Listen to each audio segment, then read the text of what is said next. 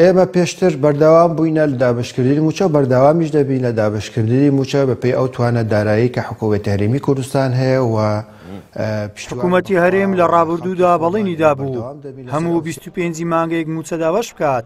ئێستا بابەتی دابشکردنی موچەی کردووەتە مژدانەیەکی گەورە بۆ موچەخۆران و موچەی هەر مانگەیەک بە نزیکەی 25 ڕۆژ دابش دەکات کە بۆتە کێشەیەکی چارەسەر نەکراوی ئەم حکوومەتە.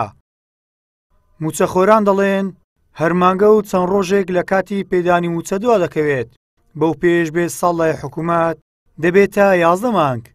حکوومەت بە ئەنقەست لە ڕێگەی دواخستی موچە شەڕێکی دەرونی بە هاوڵاتیان و موچەخۆران دەفرۆشێت.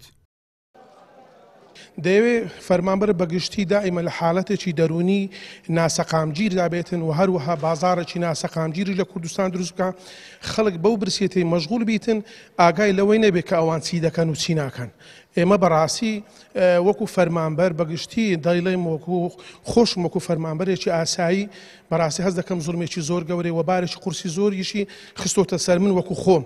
هەر جارە و حکوومەت بە بیانوویەک موچە تاخیر دەکەوە دیارە ئەو جارە بەداخەوە لیستی موچەی ڕاگەیاندیە تقریبا بە 23 تا 25 ڕۆژ ئەجا لیستەکە تەواو دەبێت و حکوومەتیش دیارە یعنی لێرکانەدا هەر مانگە و مەسەلە چەند ڕۆژێکی تاخیر دەکات کە هەمووی کۆکەوە تقریبا ساڵ لۆ خۆی 12 مانگە بەڵام بەداخەوە ئێستا ساڵ دەبتە 11 مانگ. بێگومان حکوومەتی هەرێم بەرپرس نییە لەوەی کە موچەی داوبین نەکردو حکوومەت هەرێمەوەی لەسەرەتی کردوێتی و ئەو بڕەموچەی کە پێویستە بۆ هەموو ناوچەکانی کوردستان و هەموو لەبارەی درەنگپێدان و دابشکردنی موچە لەلایەن حکوومەتەوە شارەزایەکی ئابووری پێی وایە تەنیا موچەخۆر زەرمەند نین بەڵکو و دواکەوتنی موچە کاریگەری لەسەر جوولەی بازاڕ و کڕین و فرۆشتنیش دەکات کە سەرنجام سەردەکەیشێت بۆ دروستبوونی کێشە و گرفتی کۆمەڵایەتی.